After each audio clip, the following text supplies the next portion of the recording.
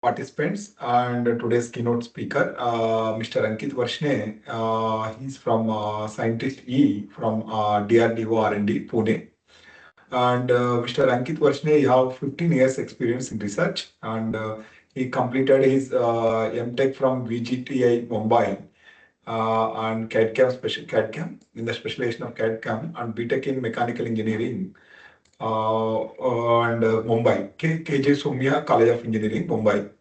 And he have good skills in kinematics and dynamics and design and development of mechanical systems. And also he have good knowledge in Adams and Abacus and ANSYS. And Mr. Ankit Varshney, he has involved in several projects, like one is the transient dynamic simulation for loads on mass structure during the deployment underwater. And the second project, he is involved in design and analysis of indigenous matched hosting system for operational loads and underwater shock loads. And the third project, design and analysis of shock isolation system for preventing the system for underwater explosion. And the next one is design and development of launcher system used by naval forces. And currently he's working on the group design and development of quad robot system. And they are going to develop this quad robot system, the degrees of freedom, like configuration selection and kinematics. It consists of both forward and inverse. And in this brief introduction, I am requesting Mr. Ankit Varshney to give his experience in DRDO and at the same time what the current project he is working on, that design and development of intelligent robots is going to discuss. Thank you, Mr. Ankit Varshney, for accepting our request. And now I'm going to hand over the mic to you. Yeah, please share your screen, Mr. Ankit Varshney. Yeah, hello. Yeah, Mr. Ankit. Hello. Mr. Ankit, I think your voice is not audible. Hello. Yeah, hello. Participants, can anyone can chat in group? My voice is audible or not? Hello. Yeah, my voice is audible. Yes, audible. I think Mr. Ankit is going to join. I think maybe he has left. Thank you, thank you. It is audible. Okay, thank you, Kedarnath. I think Ankit is.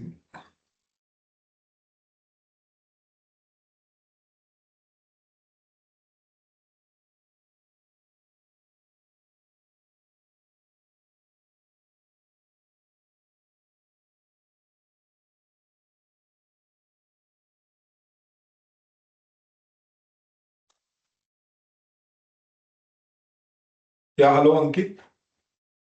Yeah, hello, Mr. Ravi. Yeah, Am I audible yeah, now? yeah. Your voice is audible now. No, it is audible. Please Yeah, okay, share your okay. screen. Yeah, sure.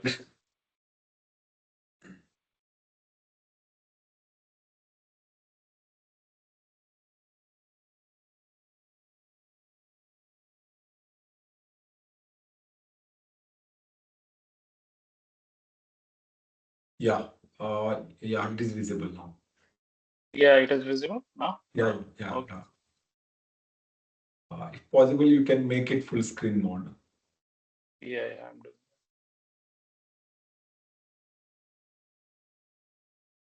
It's fine now. Yeah, yeah, yes, it is good. Yeah, you can start your presentation. Okay. Uh, Hello, everyone. Good evening. First of all, I want to thank Dr. Ravi and Triple IT Kurnool management for giving me the opportunity to speak on this forum for faculty development program. And I will be speaking on the topic intelligent legged robots. Uh, yeah, as you can see, the intelligent legged robots, the word has two parts. First one is intelligent and the then legged robots. So I will be going through this, why intelligence is needed in these systems and why these systems have not been deployed till now in the fields, but the research is going for the last 50 to 60 years. So I will begin my presentation. The outline of my presentation will be like this. First, the requirement for these legged robots, why we are all are talking about it, and why these requirements are coming up. Legged robots and specifically quadruped with the four legs. What is the world scenario today? Technologies needed for implementing and making these systems, and challenges we face in legged robotics, and the opportunity for research. And then I will conclude. So first of all, everybody mind is the why robots and especially the legged one. So as maybe people from the robotics background have occurred this all they have studied in the coursework, but it is needed to people should know. Then the first use of this word robot, it has been used in the Czech word for forced labor, and it was introduced by some fictional place called Rossum Universal Robots, and it was done in 1921. So first they have imagined and coined this word robot, and they intend to use this robot word for the forced labor. So from the imagination side, from the starting, people want to have forced labor and in automated way. So that's the requirement that has been imagined in 1921 also, and before that. After that, Isaac Asimov used the word in 1942 in his short story Runabout. And also he proposed three laws of robotics, which is also taught today in the books. So first law, a robot may not injure a human being or through inaction allow a human being to come to harm. Basically, a robot should not harm human in any way. What if the order is also given, he should not harm. Second law, a robot must obey the orders given by the human beings, except where such orders would conflict with the first law. Means if somebody gives orders to a robot, and in the order, if it is also there, it can harm the human being, the robot should not do. The third law, a robot must protect its own existence as long as such protection does not conflict with the first or second. So robot should also try to protect itself. So these three laws are published in Isaac Asimov books also, and he publicized these laws of robotics till today. We are following it, and this is like a forced labor, like assistant, which should be with the humans for serving them. So the application, imagine in 90s, is for the as an assistant. So some also you can see in the history that Leonardo da Vinci has imagined these concepts of robots. So he has imagined in like a mechanisms moving on its place. There are very belts and pulleys moving some links and arms. So people have make mechanisms also move for the movement of these kind of joints. Uh, even uh, even G has made one robot in which if a message from the wireless is and transmitted through the RF, and this mechanism can play the music, so the speech and this robot will speak is also imagined at that time. So why we are wanting robots? Repeatability. So people want repeatability in the task. So whatever order has been given has to be done repeatedly without any fatigue, no supplies dependence for the robots, and also you can send these robots to such a place where if human life can be saved. So suicidal kind of missions. Survivability in NBC conditions. NBC means nuclear, biological, and chemical conditions. This is typically in like a Hiroshima, Nagasaki kind of nuclear bomb spot or a chemical. And also, like recently, we have all seen the corona kind of condition where the transmission of the virus is danger is so large that the human should not be in contact. So people have developed robots also in that time for the ultraviolet cleaning and all. So in this context, so for all these applications, people want robots. So better assistance than a typical human and no danger to human life. So these are the main functions we want from the robots, and these are the reasons for that. Now I will come to the types of the robotics. So one of the classification is fixed and a floating base. What I mean by fixed base is where you are fixing the base and the whole degree, all the joints are in the same, make a open chain, and they are actuated by the motors or a hydraulic by different mechanisms, and the base remains a fixed. So all the manipulation, torques, and are transferred to the base, and the ground has to be rigid enough to absorb such thing. So there is no effect of the your manipulation activity and the dynamics of the system on the base itself. So these are typically fixed base robots are we have seen from the last 30 to 40 years, like a development of the manipulators now, which are used in automobile industry, which are used for making car, which are used for welding, pick and place. So these kinds of robots are already in the market and the industries are using it. The other kind of robots on based on their base is floating based robots, in which the robot itself can move. So there is say, as you can see, first a wheeled robot, a tracked one, or a legged one. So these three comes in a floating base system. Base means a base which is carrying all the system and which can move. But here, whatever the torques or the environmental contact forces will be there, and or the moments will come, that will be taken, has to be taken by the system itself, and it has to withstand that much disturbances. Not unlike the manipulators.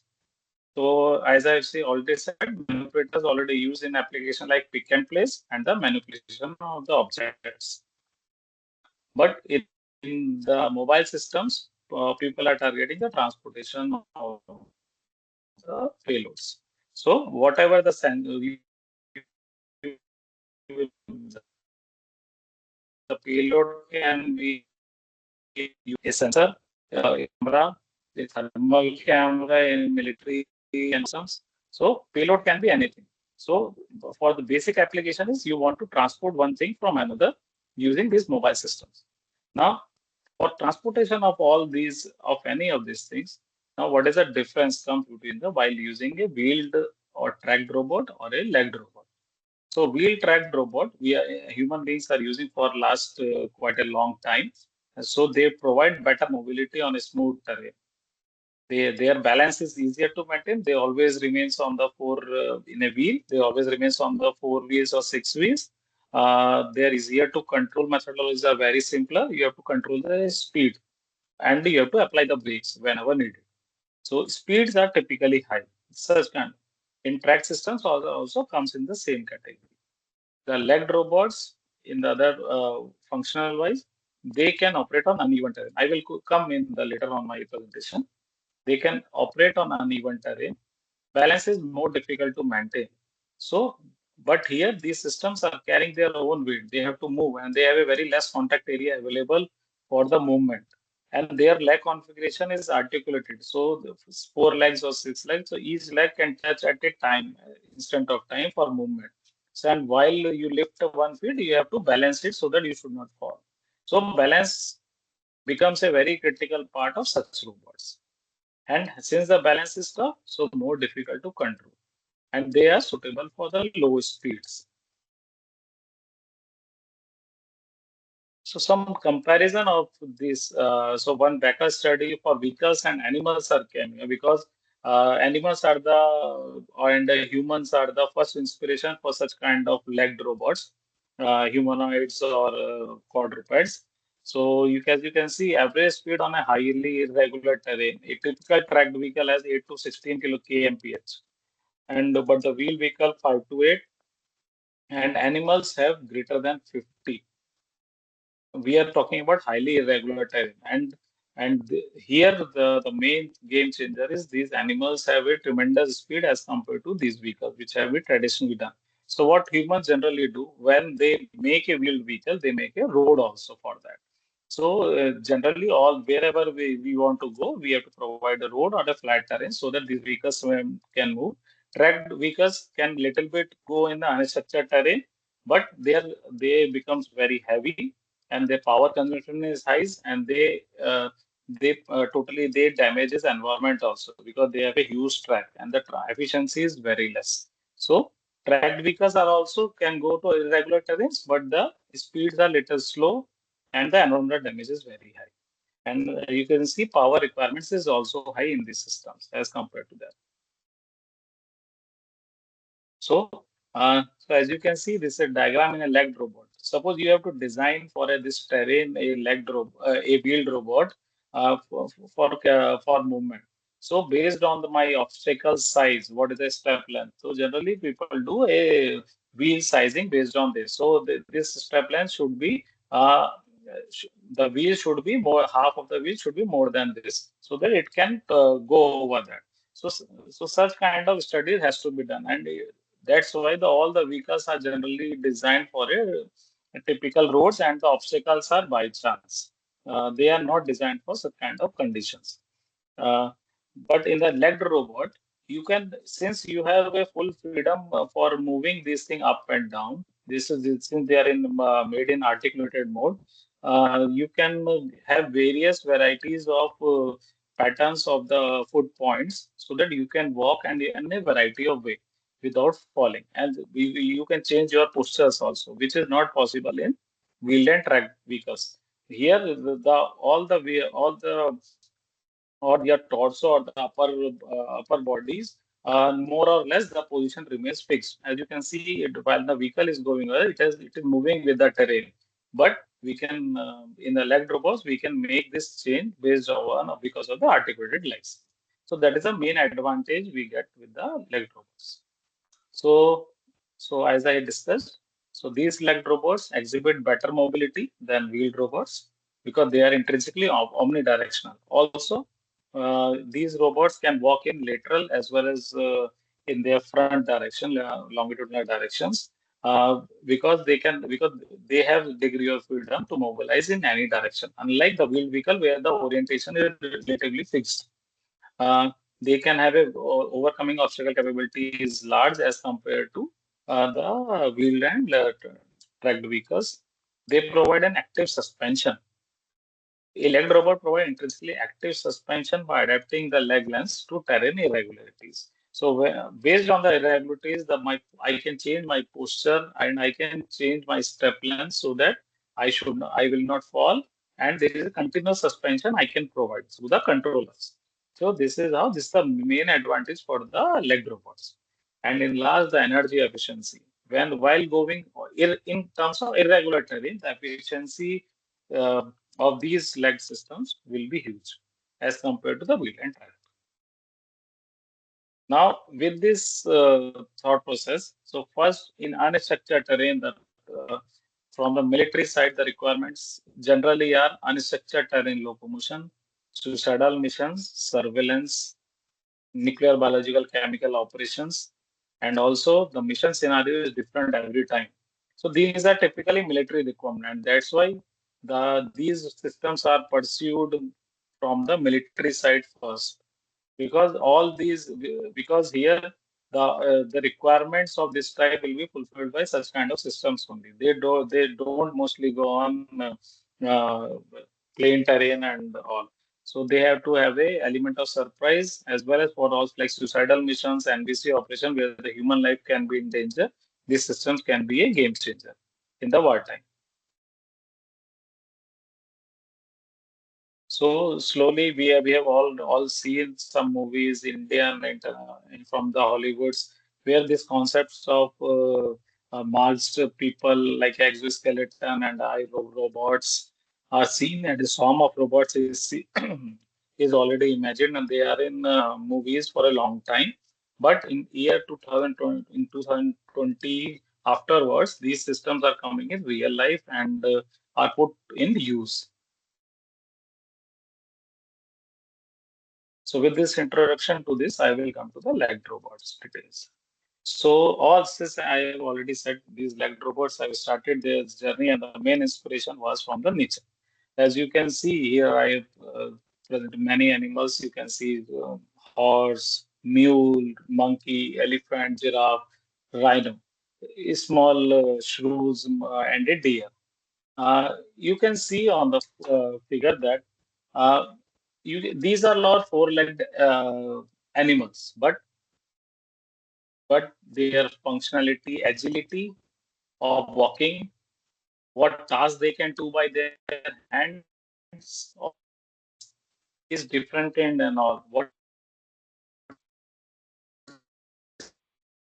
is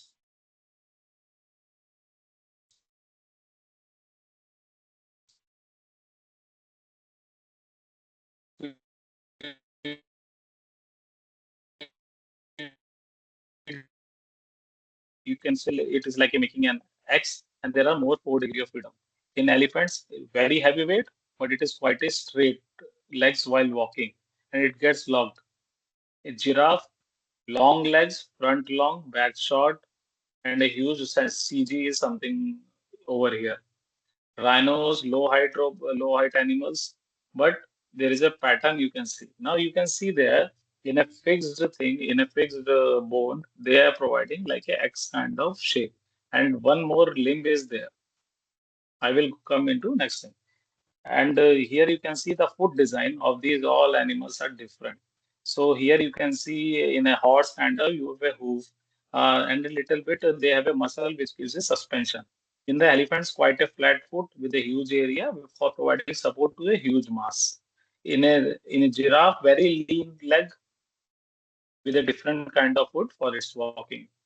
You can so in these all these animals they don't do manipulation with their legs or limbs, but in monkeys there is a their system is X, but there in the lower limb provides manipulation also. In lions and some other animals also the legs are designed for some manipulation. So all this variety exists in nature where different size and weight and different functionality or different kind of body structure, mechanisms, degree of freedoms are are available. So with so much variety is there in the nature. And also one more thing, you can see the spinal cord of all these things, where you can see the different profiles of this spinal cord in these animals. I will discuss in for the technicalities of this. Also, some multi-legged also creatures in a very in the insect world, like ants, spiders, caterpillars. These are uh, centipedes, cockroaches. These are multi-legged animals. Speed is fast and speed is slow. Both are exist. But what we the term they do sprawling kind of movement, which means they crawl. They and their CG remains low. So as compared to these animals, the insects have a relatively very less speeds, uh, very less speeds, and their CG lies very close to the ground and has a very stable walking. So the studies and the research for this kind of thing is going in micro robotics, not in the where you have to lift loads and have to deliver something. So I will focus mainly on the big ones where large like weight class and there the legs are in this articulated nature. So here you can see a typical quadruped skeleton where you can see some features of the design. You can see in the scapula bone, this humerus and the ulna are like this, and they are making it this X kind of shape. This like configuration, and here bottom one is a metacarpus phalanges, and they have and front and the bottom one are and the behind and the hind one are the different. Uh, and you can see in the posture of this rope is animal. This CG is something here. It's toward the front, and a head and tails also available. So what happens? These systems are these animals have been developed over the in the evolutions through evolution for a long time, and they have been done for agility and fast mobility. So by doing the CG front, they have put all the load on on the front legs, and the hind legs are only used for propulsion while taking the speed. So by doing this thing, loads come all this, and the behind hind legs are only used for propulsion. They can increase the speeds by following the different gates. So such kind of like different center of mass positions can affect your mobility. Point is that. Also, you can see this X kind of shape. and then the bottom is like this in both sides. So there is more degree of freedom available in the animals, and they provide little compliance behavior in the while moving on a irregular terrain. And due to that, the shock loads will not go into the top, and your this bone ligaments will not get damaged. So these kind of mechanisms or the design points are already available in nature, and people have tried to imitate in the development of the leg robots. So some more biology. So these typical animals have been divided into three classes: plantigrade, digitigrade, and ungulates.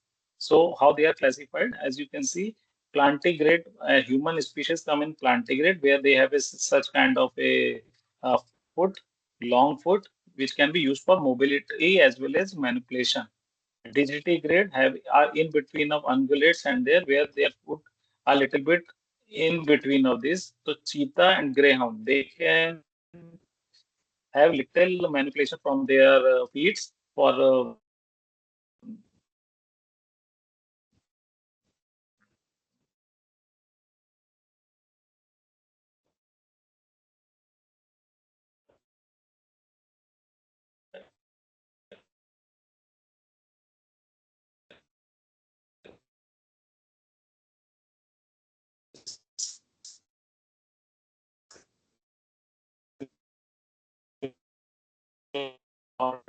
their hunt. So they have some more agility in their manipulation. They have a typically hoof or at the bottom. They have a beak, and these joints are placed on the top knee joint. These are hind leg. So based on all these things people have seen for so many years, so first patents as in 90s have started in mechanism. So they have synchronized the movements of these mechanical legs by using mechanism, and they have conceptualized and patented also all this. So they have conceptualized a gear and like that, and there's some fully will move one joint for mechanism, and these systems will walk. And they have all the motions, timing so that the system can walk. So driving this whole big truck, which is on four legs. So people have done in 1960s walking machines. So these are of mechanisms as compared to autonomous systems.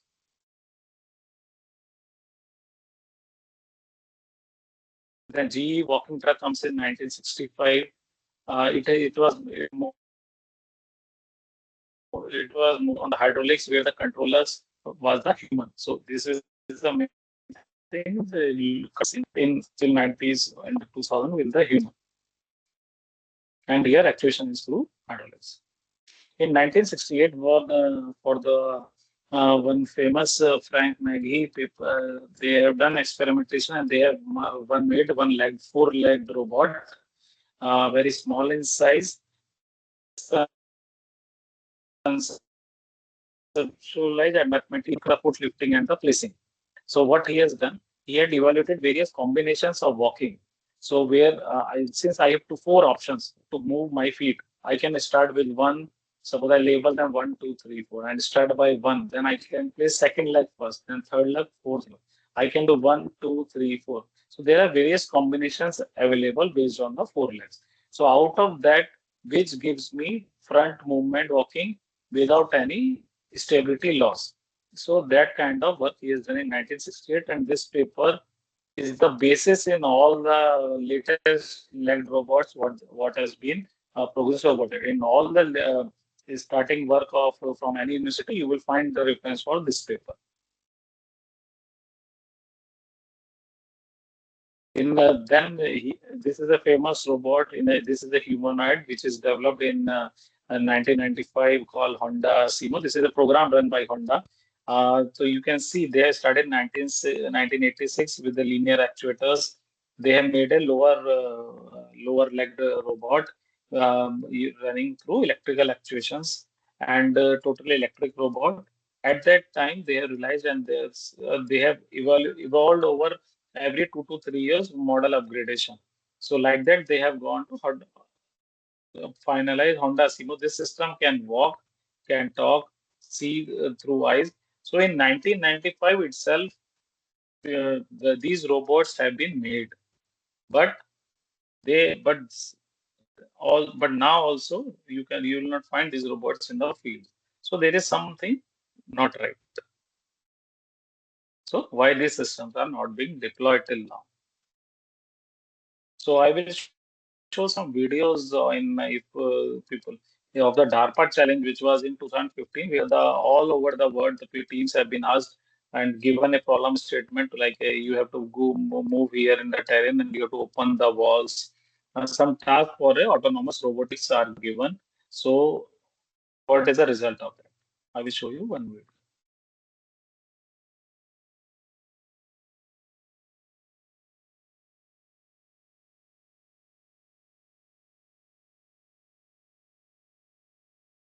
Whether videos is available, Dr. Ravi?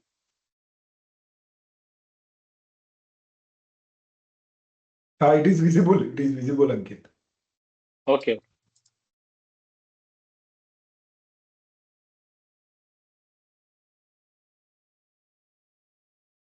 You can see in 2015, while walking on a Sachin, these robots are falling in different robot, different kind of tasks.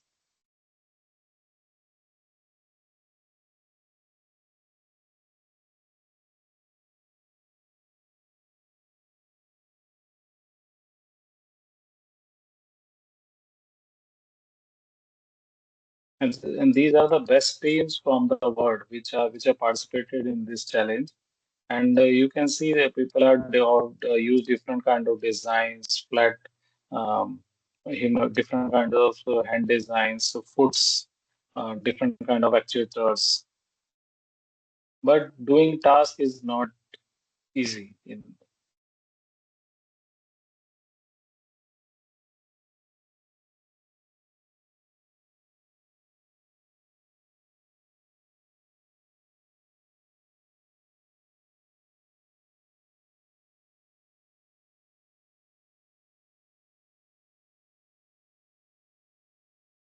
So something was not right with these systems.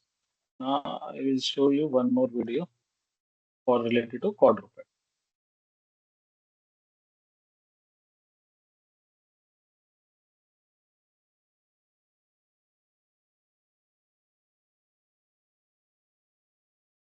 Here you can see one is in a lab prototype is trying to walk on a unstructured terrain created by some tabletop models. As you can see, what you have to do, it is lifting one leg at a time. Now this is the curve. Now first of all, you have to support your own weight. You should not fall. Second, you have to move 1 feet at a time or a 2 feet. So walking strategy, you have to finalize how you will start walking, which leg you will move first, a sequence of the leg movements. Then, as you can see, lifting trajectory. So which kind of lifting trajectory you will use. And when you will put a leg, you have to move your body forward. So one by one, you have to carefully take the steps without falling, keeping keeping stability always. You should not fall. Walking properly, you have to go on a terrain. You have to detect that whether I have placed foot on that or not. I am not. And you can see there is a little bit slipping also here. So you have to put how the foot is contacting the ground. What is the frictional force I need to propel my body? So these all kind of motion parameters has to be seen while doing this motion. And one thing, when you start walking, you have to guess where what kind of obstacles is ahead of me. So there should be some perception going on while doing all these maneuvers. So you have to detect, you have to perceive the environment, you have to plan your footsteps, you have to plan your balance. You have so all these studies has to be solved on real time on a computational hardware, and you have to work hard. What we have seen in the previous video for so much falling.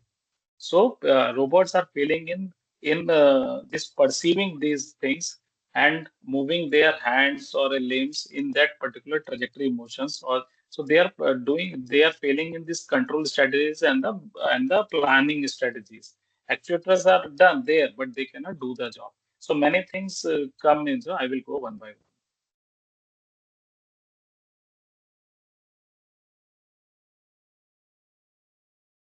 So a legged robot typically functional classification you can see. So a typical quadruped robotic platform is a comprises of mechanical system. So in a quadruped it will be at one torso, which is a support for all the four legs, and all the electronics battery can be fitted into that. A lug module, four leg modules, and a foot module. Why foot module is separate is because based on the terrain, these foot modules will be different because you need different kind of friction parameters for moving on different kind of terrains, for rocky, for sandy, for snow. So you have to change this thing. So we have divided into this system into three types in mechanical.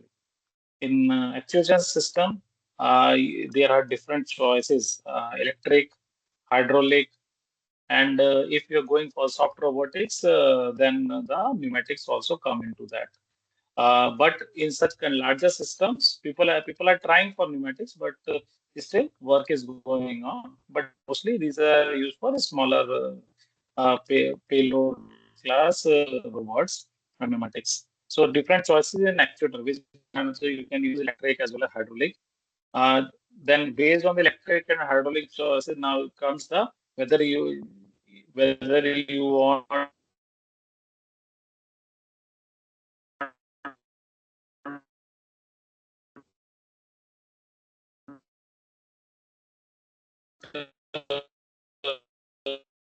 linear motors,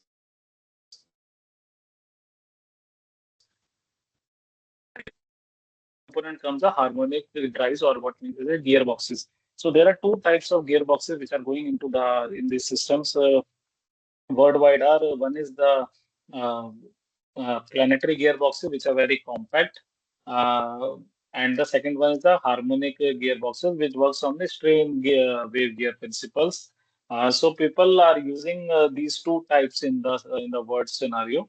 Harmonic drives are very compact and very lightweight, but uh, th- but they give provide very less backlash, so that's why they are used in robotics. But mm, they are very highly on nonlinear systems, and predictions and predictability from torque feedback is very less.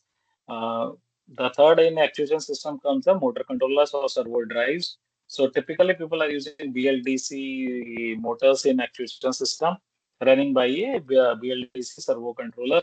So many now problem in this the main requirement of for these servo drives are they should process data, they should be error free, and they should provide good control loops for the high frequency control in position, velocity as well as torque. Because based on the robot's control algorithm, this strategy has to be changed on fly also. So the third technology or the vertical is the control system. So that becomes the heart of this. So in the control system, first one is the locomotion controller. Like in the video we have seen, we can have locomotions of different types. So one controller which will be planning my way of movement. So which leg I should move, in what trajectory I should move, where I should place my feet, I should not fall. Based on that judgment, one balance controller or a typical PID loop or a more advanced force control or MPC model predictive control based strategies are used in these modules, and motion planning and gate generation. These three are the main modules. In the motion planning and gate generation module, here are some optimization based approaches also are being used, which typically involves suppose I have to move. So people uses energy as a criteria. So I should walk with minimum amount of energy, and based on that optimization criteria satisfying all the contact constraints, they plan a trajectory of walking so that, and then that trajectory is followed by the system. So this is a very important aspect for all this, and the research is all done in the control actuation in these two areas is going on. The third is the sensor packaging. Now these systems, the elect systems are generally, like we have discussed, will be used where the repeatability and NBC or the suicidal missions will be used. And sometimes this state your sensors like camera or a lidar will not be able to pick the terrain information, which is required for your motion planning. Like how I should move, I should see the system, so I should see the terrain first, where I should not fall. So where the proprioceptive sensors are being used, where I plan my motion based on my sensory feedback, which is mounted on myself, like my foot.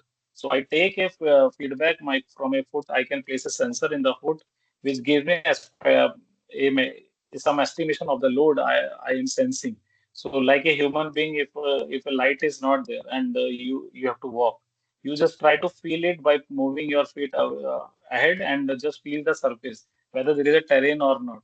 And then you put your next leg on that. So such kind of estimation techniques based on the sensory feedback, your kinematics is done in this kind of proprioceptive sensor. The other sensor, exteroceptive, as I mentioned, the cameras, lidars, depth cameras, thermal cameras are used for having the information about the terrain. The other then comes one more heart of the system is computational. Now all this optimization or a motion plan you have to solve in real time on the hardware. And typical time for these actions, if you are moving with a certain speed, you should not fall. This reaction time for this computational task is milliseconds. 50, 30 to 50 milliseconds. You have to plan your foot and you have to put that. And here the performance of your software and hardware comes. So all this goes into competition. So you have to solve a real-time problem. So currently in the development of this legged robot, these are the typical challenges people are facing in deploying these codes in real time and solving them. And the fourth is a payload. What kind of payload you are carrying? That is type based on the payload also add to the dynamics of the system. Suppose you are handling a gun or something, which can give you a disturbance on the top. So that also affects the dynamics of the system.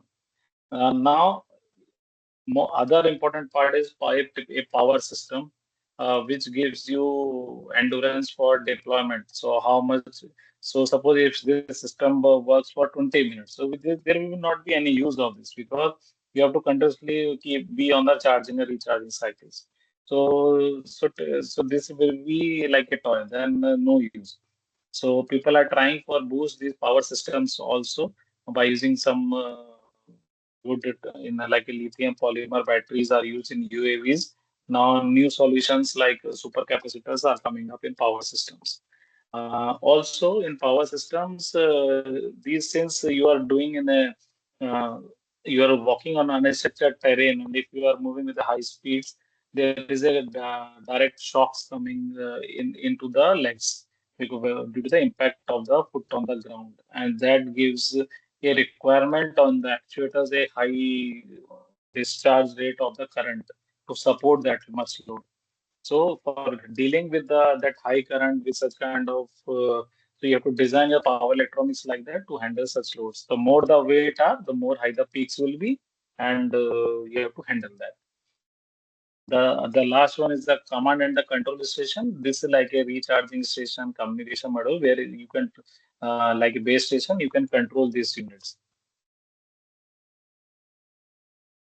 So point is that a typical robot, maybe manipulator arm or a quadruped, is made of all these functional modules, but the systems are these legged robots.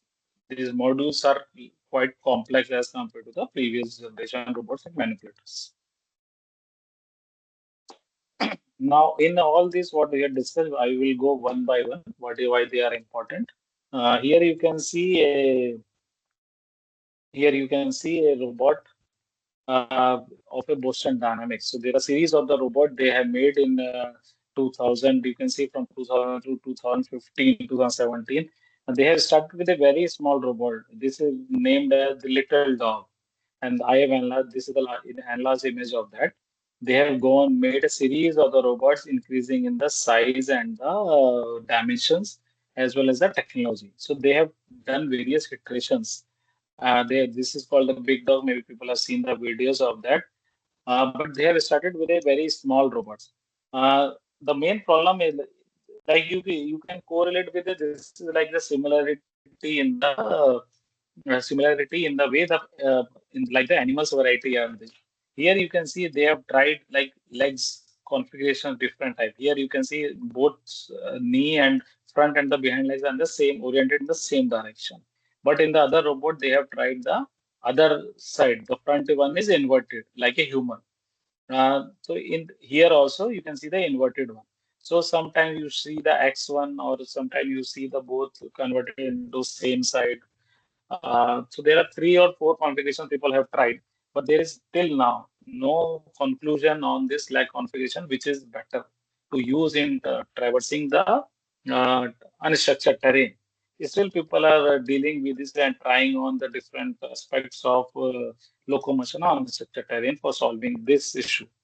Also, these systems are built on the hydraulics side, Boston Dynamics. So they have inherent compliance through the oil compression, and they have used for some shock relief.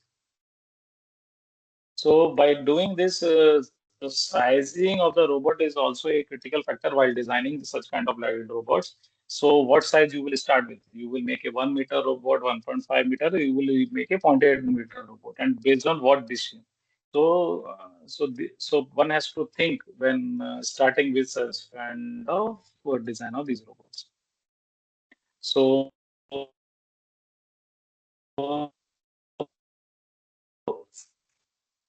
you can see here is for the small one they have used a X configuration where it is like this and the behind leg is like this, and you can see some similarity with the what is available in the animals. People try to make this structure lean, more at the top heavy, and the bottom part is more lean. And why it is done that? Because whatever the at the joint inertias, you should have uh, less inertias, so that when you are moving your leg for positioning you want to position your leg at some point, the inertia should be minimum as possible. That means you have to put less mass as possible at that place. If I put a high mass in the bottom, the more inertias I have to deal with, and I will be slow.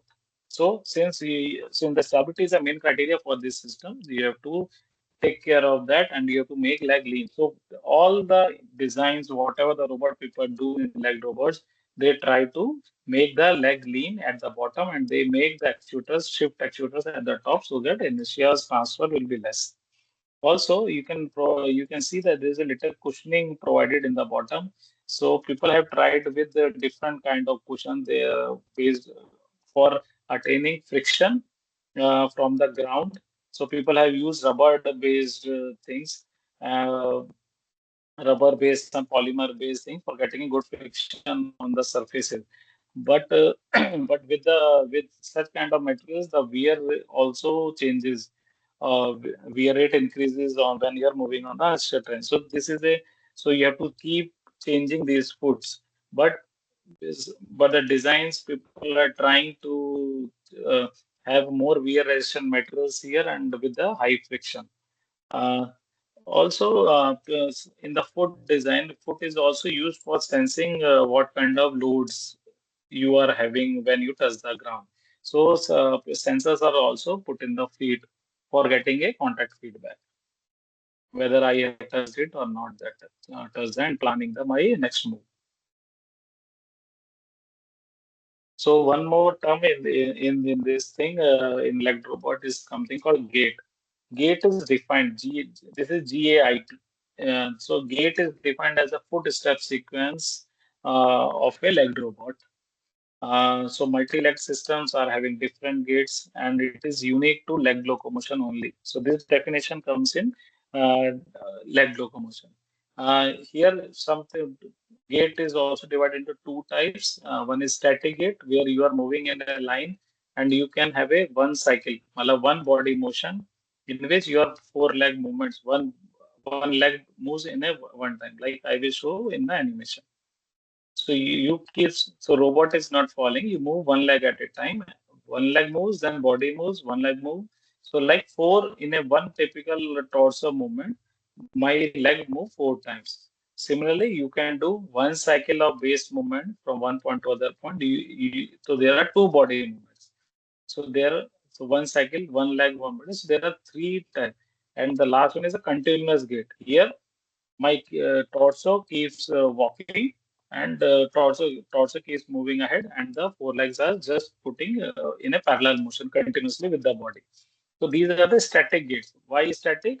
Because my speed are so low that my dynamics of the torso and the legs are not participating in the motion of my torso. The speed are very less.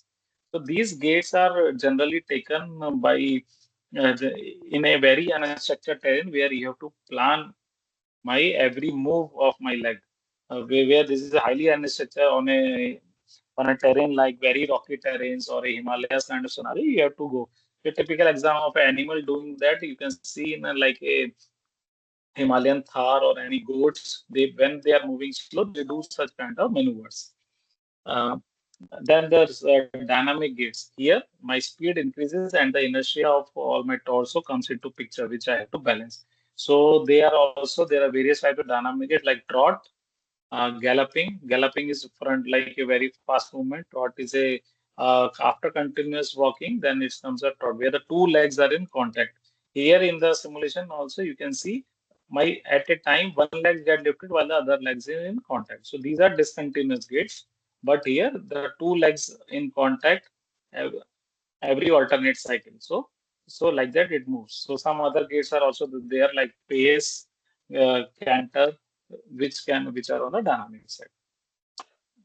So here I will again show some animal gate. Here you can see with the speeds there are different variety of animals. So cheetah comes the fastest, man comes something here, horse comes little faster, and here you can see the different sizes of these animals. Obviously, as your size increasing or weight is increasing, you are getting slower. But your agility, you're like a man. If you're small, you are more agile. You can manipulate more. Cheetah less mobile, and they can do very short sprints. But man can do more marathons. So dogs. So there are different categories and different um, they they have different kind of performance ranges where they can perform. And here at the top, some different kind of you can categorize as these are called Brancantine motion, where the chimpanzees or a large gibbon they can manipulate as well as they can climb on the trees. So these are some other kind of robots people have tried in the literature, but not realized and not implemented till now in any deployment side. So I will show you some of the gates. So this is a, like a lateral walk. This horse is going. Now you can see this kind of posters, like three legs at a time. Not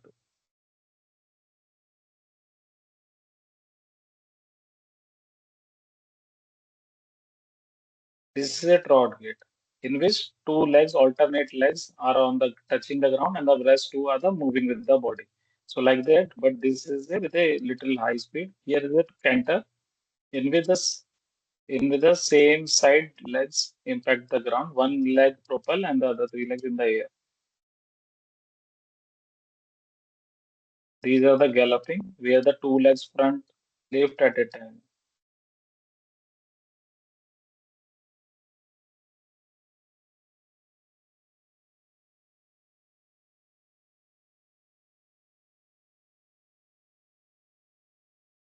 This is the fastest moving as a cheetah is chasing thing. One more observation you can see in these all legged robots, you can see the footprints impact on the ground. Like all the four legs in are impacting in a nearly a line path, and and so they are using very less damaging the environment. So and there that's why unstructured terrain these motion planning is very successful. And also for improving the speed, there are two ways. So you maximize your speed by moving the air, so less friction, and whenever you impact, you drag over the torso over it. Here some more you can see some different animals dog. Here you can one more observation you can see the people these dogs are also using their heads while motion and their spinal. So they are using some kind of spine as the springs also. They are storing the energy. They are using head for the increasing the speed while movement. So this dynamics also is used for creating the speeds in the nature. So what I have discussed is like this quadruped gates, as you can see, as the my low speed, people animals walk.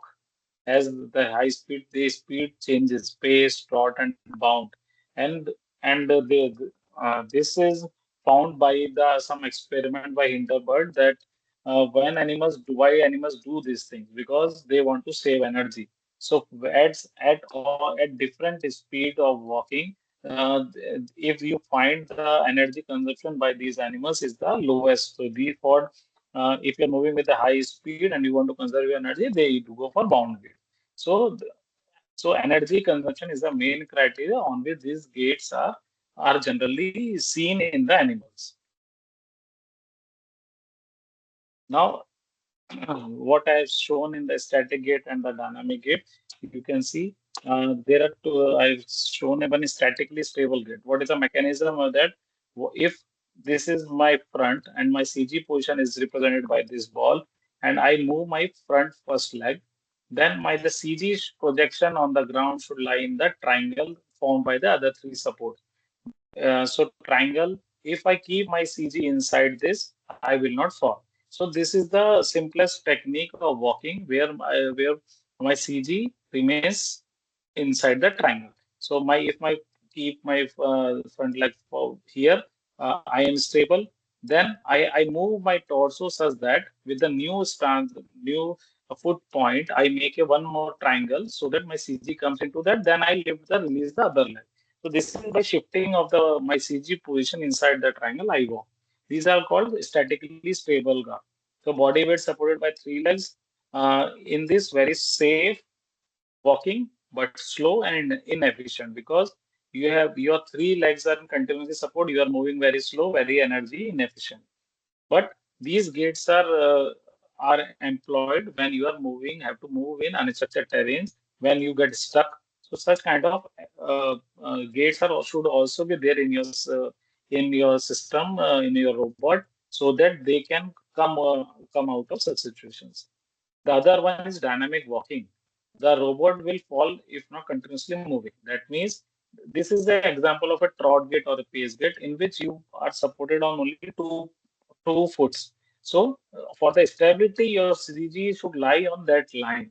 But because of you're moving fast in the ahead, you try to fall away ahead of this line, and as you start falling, your next field comes and supports that point. So like that, you continue your cycles and you continue to propel yourself. So this is quite a famous gates like trot and pace works on this principle. And here you can walk at much higher speed as compared to static gate. So very little unstructured terrain, small pebbles and all that, you can move very fast on that without affecting your mobility. So this is quite efficient since only two legs are touching and you can easily move. Now I will come to the some control aspects of the how this cycle goes when you what is the cycle of this control algorithm. So the work start with a state estimation. These are the terms which are typically used in these are floating based systems. State estimation means that you have to the robot has to estimate the state where I am at what height, what orientation, based on the taking the reference of the ground or where from where I have started. So a typical robot like a we localize or state estimate where in a moving on a car or train by using GPS signal. So we do triangulation and our position and orientation is mapped. But in this, since these robots can go in such terrain where the GPS is not there, so people have to write state estimation using your kinematics and the terrain data like camera or lidar data, because for estimating your height, your orientation, and you have to use the IMU signal. So you have to integrate that signature and you have to fuse some sensor data to get your state where I am and at what position of the joints I am.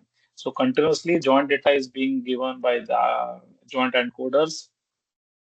Then I through IMU you get the orientation. If the terrain, if the lighting is such that you can get the image from that image thing, you can get the data. But the problem is you have to fuse all this data to get a unique solution.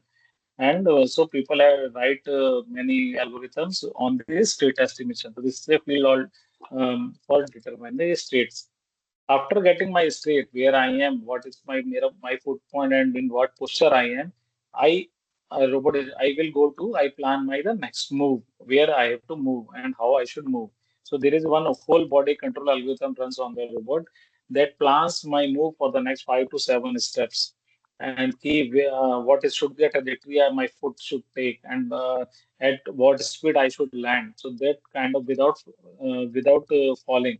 So based on that trajectory, the controller gives a signal to the joint actuation, and the robot will move, and and it will give all the feedback to the again the state estimation, and this cycle continues. So a typical locomotion cycle on these robots will is done like in this fashion. The key aspect, as I've already discussed, is the navigation. Uh, in the navigation side, people typically lidars, cameras are used, and they do some fusion algorithms in this to localize their thing, and they build environment. They explore uh, these and their surrounding, and they create a map, and they try to walk into that based on the environment in front. So these all data lidar cameras.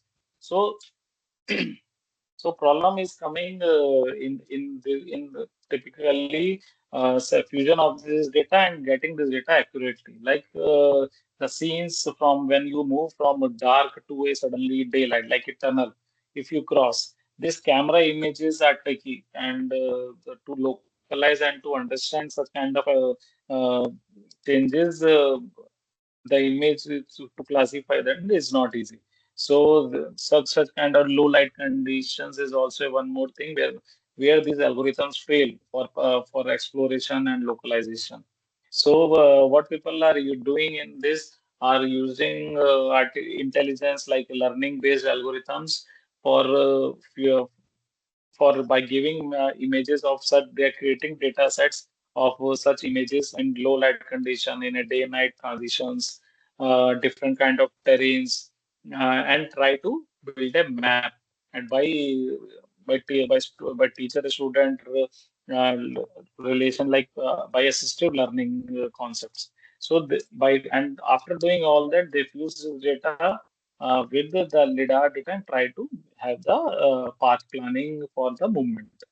And they plan the path over the torso of the body. And while the robot moves, this plan gets updated based on the maps.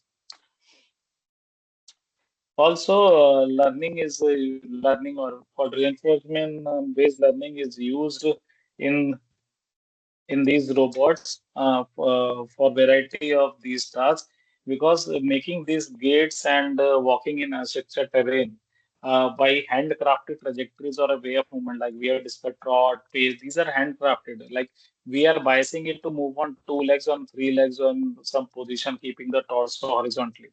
But these are since we are having quadruped having 4 legs, there are different kind of position posture it can do. There is no unique solution for achieving the task. There can be many different foot points available where the robot can move. So you have to choose one, and which is the best one. So based for such kind of situations and solving these problems real time, it becomes difficult for implementation. So people are using reinforcement learning based techniques for they create the total environment in the simulations. Like you can see here, many and they deploy many robots and they create a policy uh, based on the weights. Like I should not fall, I should use minimum torque, and they give the limits of this torque and the speeds in the policy, and they try to move these robots. Here you can see one kind of that learning based algorithm is used for training of these robots and the deployment on the robots. I will show where this RL based work has been carried on. It has been deployed on the robot also. Here you can see these agents keep on moving, and there is a randomization of many parameters like CG is randomized. They have been impacted with many forces. The idea is they should not fall and they should keep on moving in certain direction based on the whatever the command is given. After the training of the policy, this is given to a unitary some small robot, 15 to 18 kg robot, where people have tried to so this can go in a structured training. So this policy has been deployed on the robot. No trot gate or pace gate is given to it directly.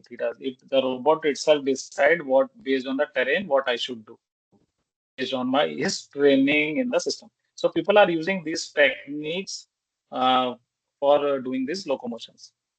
This is a quite popular techniques now, and um, this intelligence or learning based or what you call artificial intelligence is going in this direction.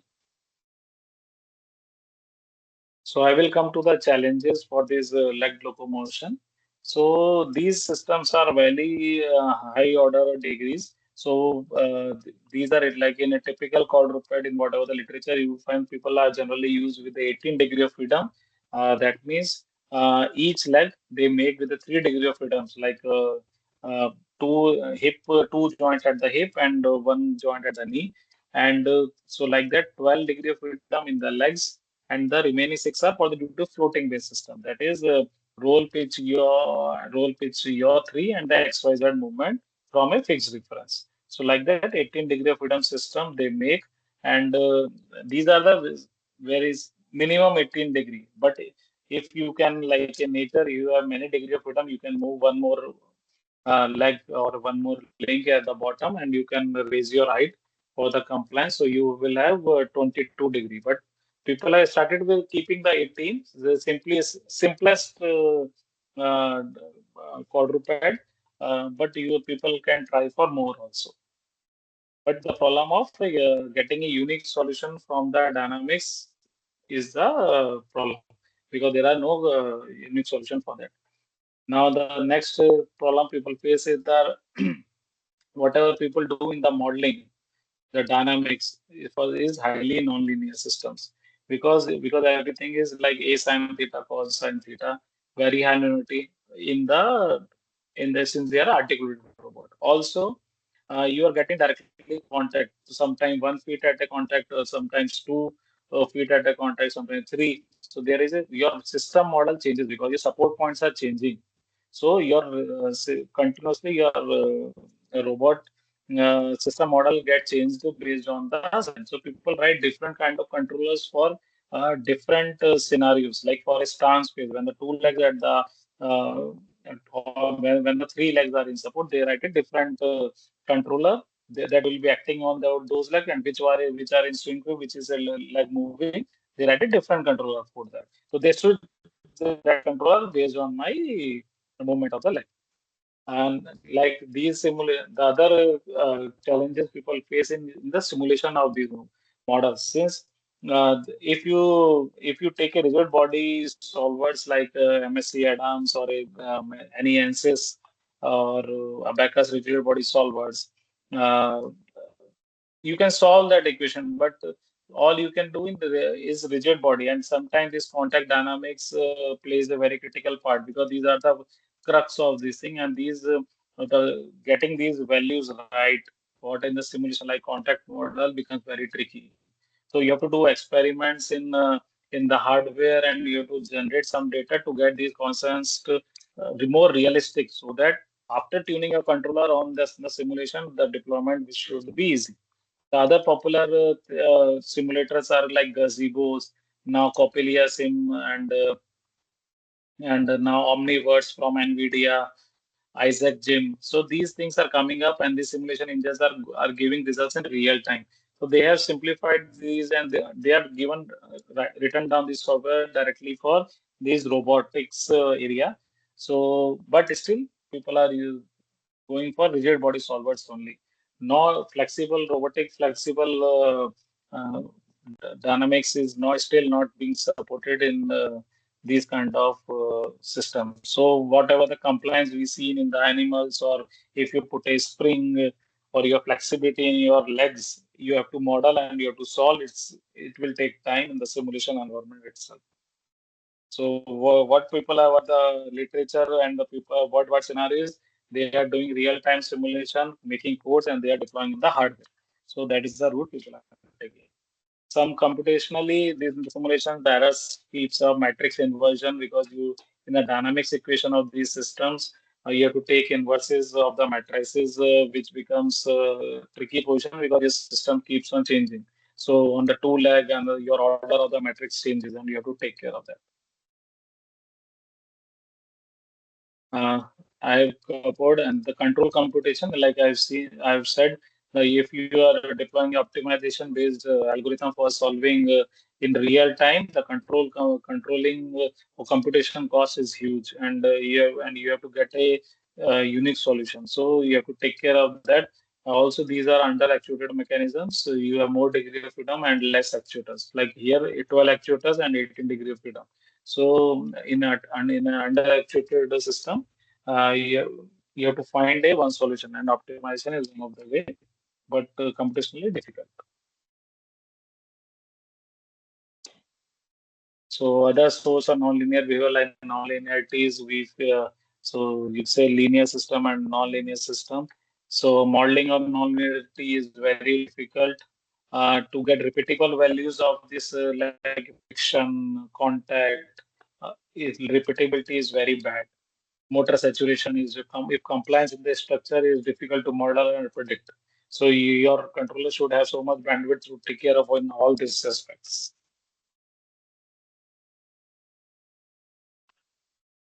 So in all these systems, also some of the simpler. So what people do, people uses reduced order models like LIPM or a spring-loaded invert pendulum models for planning trajectories in real time. Because if you reduce your system uh, in a very, if you simplified your dynamics, at least you can deploy in real-time solution of that. So typical model use a linear inverted pendulum model or a spring inverted pendulum model to give the some with the compliance. So what they plan by doing that, they plan the trajectories of their CG mass.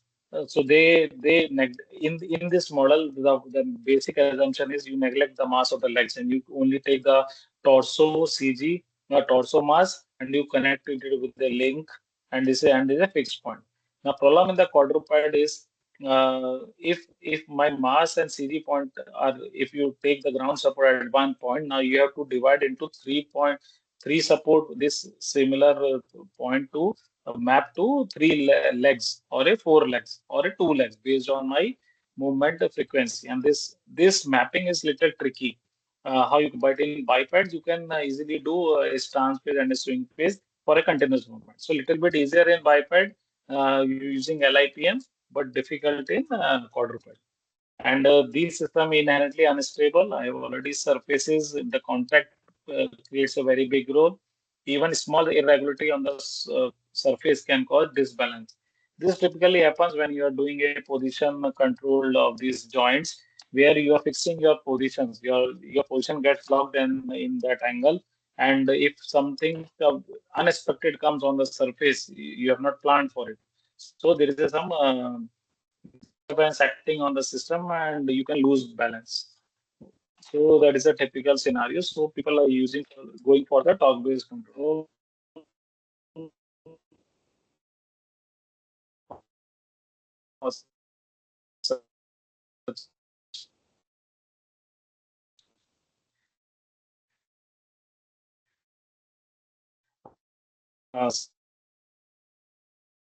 Systems system, push recovery you have to do, unrestricted terrain, ground impacts. So all these systems, all these challenges one has to face while implementing these systems. So I will come to the word scenario in this thing. Here you can see a typical in the quadrupeds. Over the last 10 years, 15 years, people have come with good hardwares where they are launched in the market. Like you can see, first one is like a baby elephant.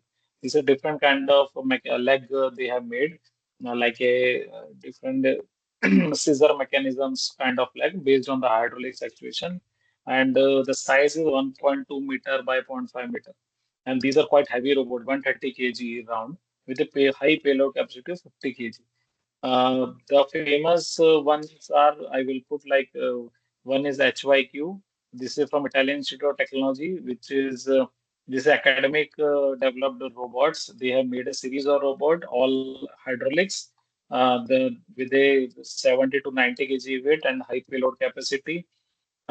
Big Dog from Boston Dynamics. You will not find any literature related to it, how they are developed, but you will find a lot of videos. These are also hydraulic based. Spot, again for Boston Dynamics, but it is electrical driven. MIT Cheetah, this is done by MIT, battery electric.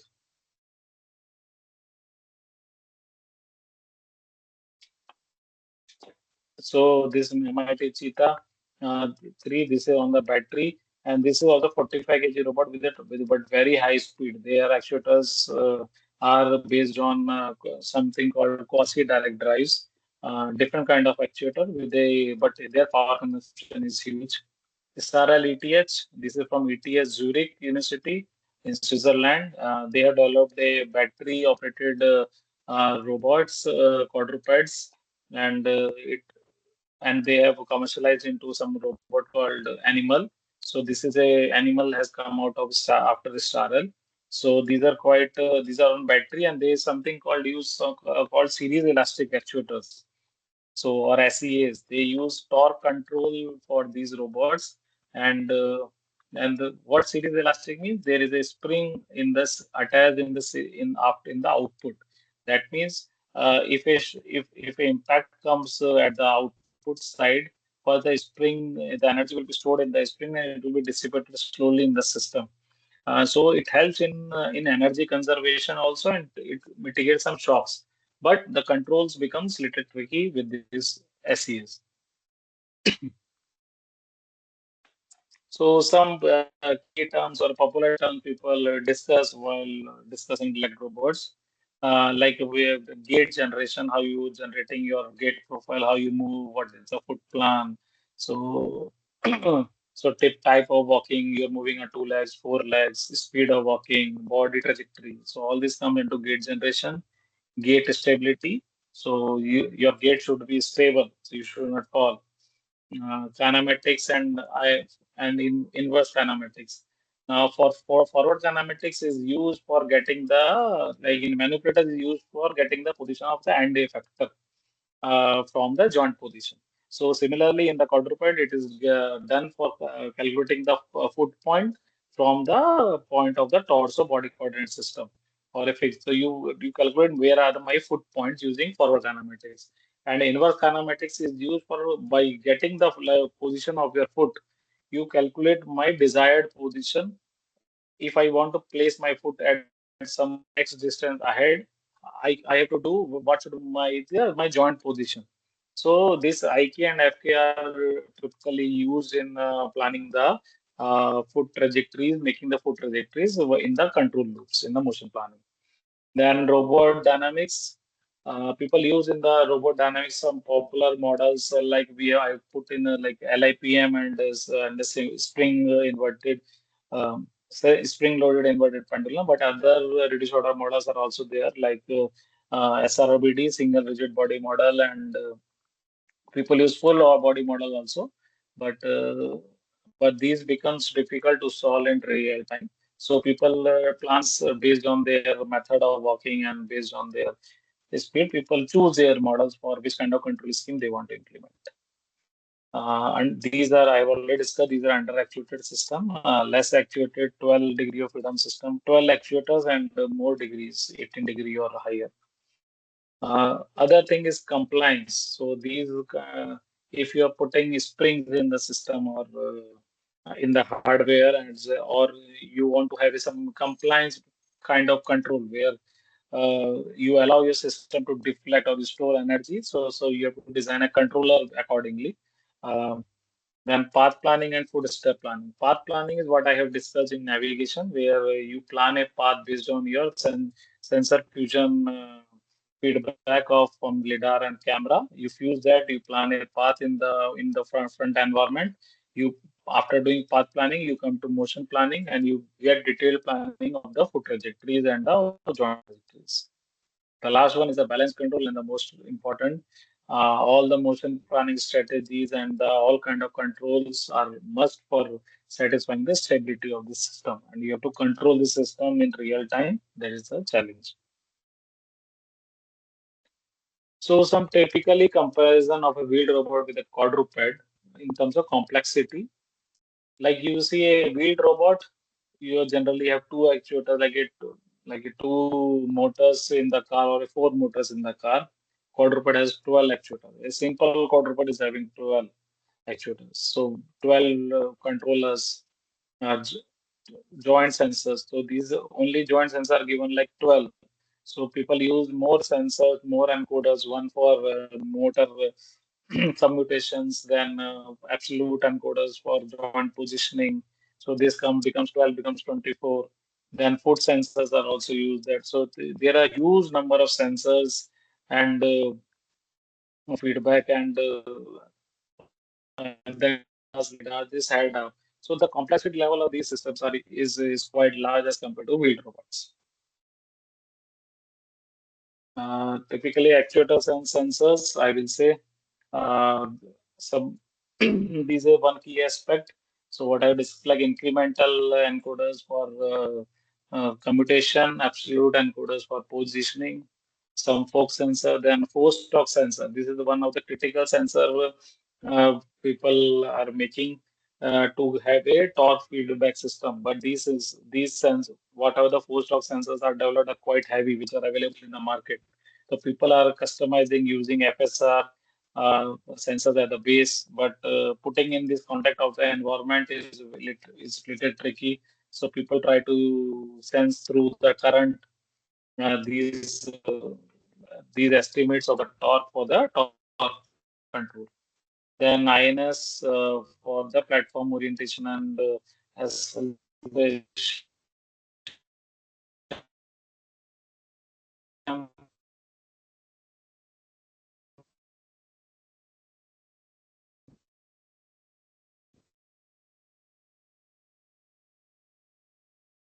context.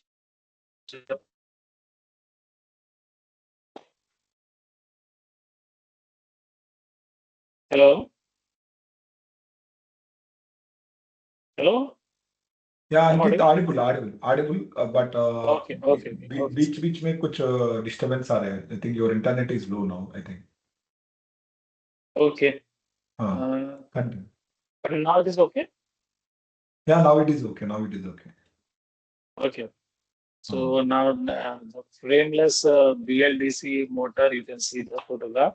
So these are you have to customize your actuator, and that is the heart of this system because these you use these frameless motors. You have to couple with harmonic gearbox. You have to apply these encoders on top of it, and you have to put in that casing and make a customized actuator for solving your for implementation electro. So this is one of the key area which actuator design. So, and this has to sustain in high end temperatures.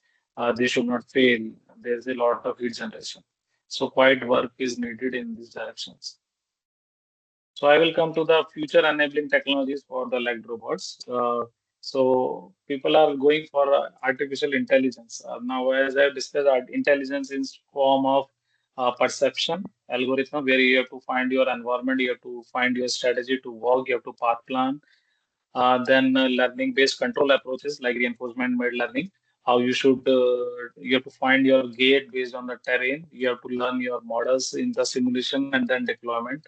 People are deploying RL-based approach directly on the robot. So they on the hardware itself, they make it to fail and they optimize the weights on the fly. The second technology that is people are going for are bio-like structures, biomimicking structures, self-healing kind of thing. Then flexible electronics, different QDDs like or quasi direct drives. So these all things are going on. Then tactile sensing, you have to sense the contact forces. You have to feel the environment. For the tactile sensors are being developed. In this, in quadruped and bipeds, one more thing is coming up with the collaboration or what you can say swarm. So you have to go in a teams. You have to make a form of 4 to 6 thing, go for a mission and do something, and you have to play. You have to make a decisions also based in a team. So that kind of networking is also coming up. Similar concept in network-driven soldiers. These systems is having a high endurance time, has to be. So endurance, like these systems will function for minimum 4 hours. So you have to put a battery such that technology like so that they can sustain for that much time. So like self-health monitoring, you have to continuously, since so many sensors with and actuators, you have to continuously monitor you all because failure of only one sensor can the system is down. So you have to take care of all these things and repairing. So these are like self-healing approaches where if you get some impact or some damage, you have to take a accordingly step for repairing. So I will go to the research areas where people or academia should participate and should contribute. So like structures. So we want or whatever the development is going on, or people want very light structures with a good fatigue like life strength. So that these are like similar to requirements from a aircraft. So currently people are using aluminum and composites, but people have started using composites, but again going for aluminum because you have to dissipate the heat also of the electronics which is getting heating up. So these people are going for high strength aluminum, but having a good fatigue life. So because these are continuously systems are under shock, they are prone to falls. So all that aspect from the structure design and also 3D printing because machining these systems are very costly. If you can build by using 3D printing, this will be a good solution for such because you have to pass the wires, electronics, and all that through that. So this is a good area in working. Then mechanisms, gripping and grasping. The gripping and grasping from the humanoid perspective, making it grippers, grasp plans, how people should use using the tactile sensor, which kind of technology for tactile sensor, different mechanism for achieving the motion or a joint motion. So people can use compliant belts, the chains, or some mechanical links for achieving this thing, or a complicated mechanisms like you can move with the same mechanism both sides. Like balance and control is already there in this field. This is a research area. Motion planning, optimization, gate generation, kinematic dynamics, modeling approaches for this, how people should model simulations, real-time simulation, achieving speeds, design, and designing of such systems, SOM algorithms, and technologies. These are the typical in the what people and technologies front from the different kind of sensors, which and rugged sensors, which should not be over time, high temperature resistant sensors, encoders, actuators are needed, power systems, uh, uh, lightweight but high endurance and can give the surges when needed. In such kind of power systems are needed. communication systems in a meshed network. If you're deployed in some unstructured terrain like jungles and all, communication over large ranges are needed. High-end computational hardwares, softwares and algorithms, perception in unknown terrain, how to through using SLAM or whatever new algorithms people are trying for having the perception proper in different lighting condition and intelligence building on that information and relying and based on your mission scenario you have to do than human robot interfaces. How you have to make these things human robot interfaces because these system has to work with the humans. So how that interaction should be? They should be understanding the normal language of the humans. And they should understand the language and then convert into their user commands. Then they should not harm the human. So if some human comes in front of them, they should stop. So such kind of interfaces has to be developed. Currently, what are the institutes with our experience in our lab? So, institute we are collaborating some of the in national level. What we know is IT Delhi, IT Kanpur, IC Bangalore, IST from ISRO Institute, this ISRO Institute, ISM Dhanbad, DIT Pune. These things we have collaborated. And these we are working in some or the other way related to leg robots. Internationally, people famous one I put from the academia side of the world like MIT ETS Zurich, IIT, KST. These are working from the international academic. Private players are many. I have not mentioned the Chinese side, but the huge large journal papers are also released from the China front also. So finally, I want to in going to the end. Uh, so this is the picture everybody is hoping for, where the manned and unmanned teaming will be there. These will not be only the assistant, but they can go on the autonomous front to the field or do our work. That is the idea, and they should cooperate with each robots as well as the human in loop. So this is the idea. The whole the future lies for these systems. We are, thank you. So, Yeah, so any yeah, questions or something? yeah. Yeah, Thank you, Ankit. I have one or two questions. Actually, we have yeah. also started to work in quadruped robot, and the same Okay. type. One of my student is doing PhD, and I think we have kept target to complete within 1 year. Okay. Actually, my question is that the BLDC motor you have shown, that you are manufacturing in India or you are purchasing from abroad. I have seen few sites they are selling BLDC motor. Yeah, see, we have used Maxon motors and a Col Morgan motors, frameless as well as a traditional BLDC motors. Mac, They are giving good performance. can Maxon, you Maxon. Maxon? Not in India, these are international made, but Maxon India is a company that is already available, registered in India. Okay, They can okay, supply, okay. I but will these are contact. traditional long motors. Yeah. Actually, what our idea is that before going to BLDC motor, actually we are going to develop by using servo motor. Okay. Hello. These are servo motors only. Ha. No, no. The different one. Another type of servo motor we have seen. Like puppy robot they have developed. అబ్బో అబ్బో మాట్లాడిపో 1 minute. Okay. I'm going to mute these people. They are పక్కన disturbing. పెట్టేసి 1 minute. I'm going to mute this. They are muted. Okay. I will contact you regarding this BLDC ఏంటంట servo motor. చూడు ప్రభు Yeah, madam, వస్తున్నా please mute. Uh, ప్రభునా చెప్పినాడు hi చెప్పినాడు madam, please mute yourself. Prabhu Archana Pamdi, ముందర నుంచి పో able to mute her. స్కూల్లో పిల్లోడు Yeah. Participants, do you have any questions? Please unmute your mic and you can ask questions. Good evening, sir. Yeah. Okay. Yeah, sir. Sam, Hello, sir. hello. Please. Yeah, can we go one by one? Yeah. Yes, sir. Yes, sir. Yeah, hello, sir. S- Uh, Yes, sir. Sir, can I ask? how can I, Yeah, I have a query. Please, sir, how please, can I please. Yeah, start a project on this, sir? So where can I get the resources to make a project like MTech level project as a student? Hey, resources mean you want to make the hardware or you want to simulate?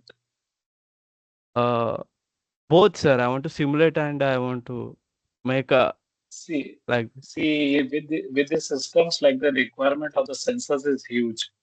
And like say, if you want to make a small one tabletop models, you can make at your labs and all, where you can simulate some of the things. But the what we have find is having the performance of this low end, like you will find some actuators, you will find on the people are selling it, but the performance of that actuators and matching it with the actual kind of motions is really difficult. So it's a investment is large in terms of money. So I don't know whether how if your institute is able to fund such kind of money into that, because the sensors like we are using some encoders capacitives, encoders cost is around 1 lakh. Okay, so we can simulate it, right, sir? You can simulations. You can. This is a very many simulation platforms are there, but you have to build all these functional blocks in your models. So you have to make a gate generation module. You have to generate a some. You have to make a first configuration. You have to decide the size of the robot. You can make with the simple links. Some open source codes are also available that will be help to you.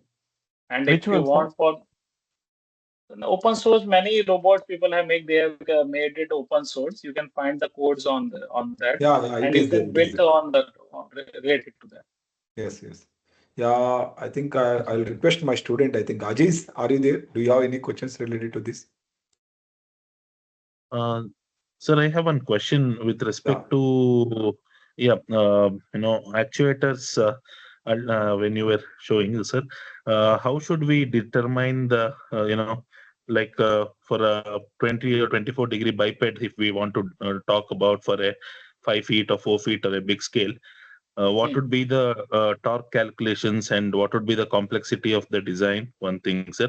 And control algorithms perspective, what are the approaches basically you suggest?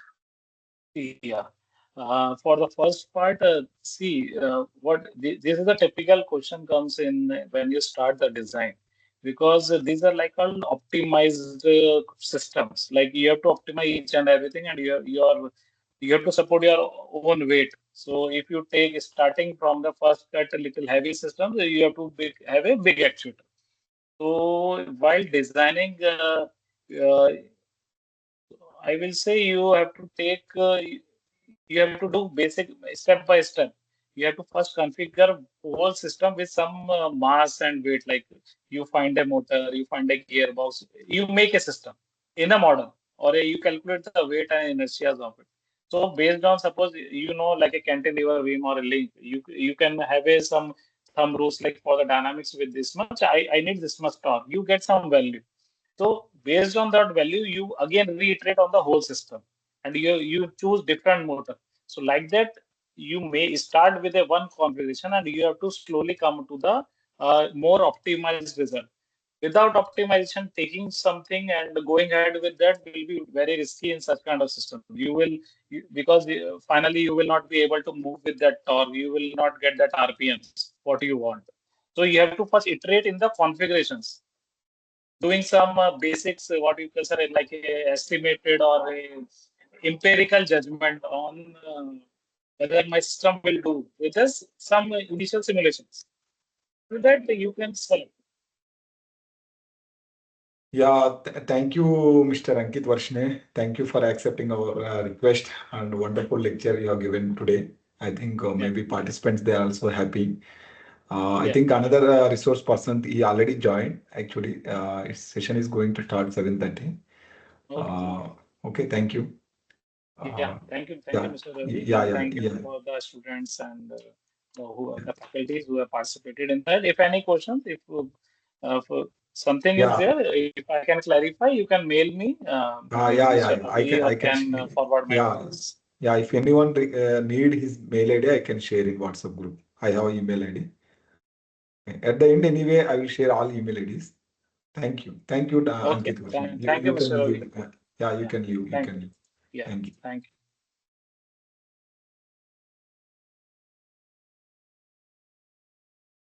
Yeah, 1 minute. I'm going to start second session.